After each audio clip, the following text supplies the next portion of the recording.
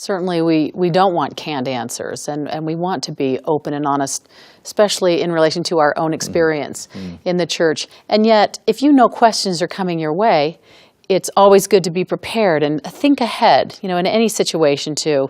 If I were asked this question, how would I answer? I think sometimes you have to set the context first. You might be asked a question about history, you might be asked a question about doctrine, but you don't know where the person is coming from. You don't know how much they understand about the church as a whole. Are they looking at this through a very narrow lens, or do they really understand the broad sweep of what the church is about? And so sometimes in a conversation it's very good to establish fairly early some essential parameters. And we've talked about this elsewhere, but we talk about it as the elevator speech or the bus stop speech, where for 30 seconds you know how to summarize the essential truths of the gospel. And that's good for everyone to be familiar with. You might want to, for example, talk about the fact that the first thing you need to know about our faith, before I answer that question, the first thing is that we are a Christian church, that we embrace Jesus Christ as our Savior, that we believe all that the Bible teaches about his birth, his life, his ministry, his crucifixion, his resurrection. We believe that the church that he established fell away from the truths that he taught and over centuries had to be brought back.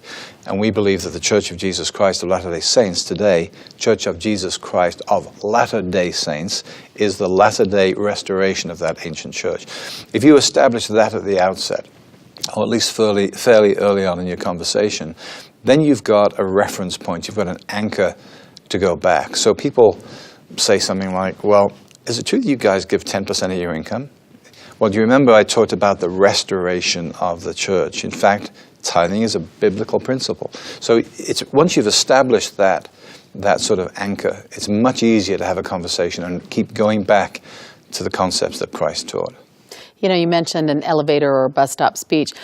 My experience has been people ask questions and they just want maybe a short answer just to get some clarity, and they're not really interested in going off into finer points of doctrine. Right. Is that your experience as well? Yeah, I have no data to back this up, but I strongly suspect that the reason why some people won't ask questions of Latter-day Saints is because they don't want a 30-minute conversation.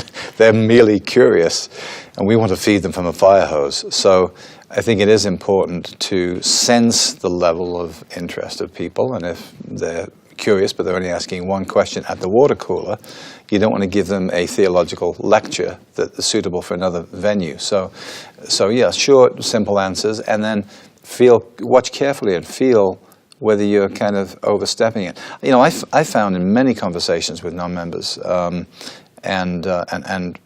this might be over the dinner table or it might be somewhere else when you've invited people over for dinner, that you become conscious that you're not really, that there are other subjects at hand that you might want to talk about. You might want to talk about the football game that's just gone by. But actually, once a person who is not of our faith starts to ask questions, often they will want to pile on, and they will often say, I hope I'm not pressing too hard or whatever it is. But you've got to be sensitive to that it's a dialogue, it's a two-way conversation. You don't want people to feel that, oh boy, I'm sorry, how do I get off this topic? Right. But neither do you want to cut them short if they really are interested. So it's a matter of listening carefully to what the person is saying. Listening is so much a part of understanding. So what I'm hearing you say is that you really need to understand your audience and the motivation of why they're asking these questions. Right. And one good way to do that is to ask them about their experience. Just to say, this is what I found. In my personal prayers, this is what I found. What do you think? Make it a conversation and not a monologue.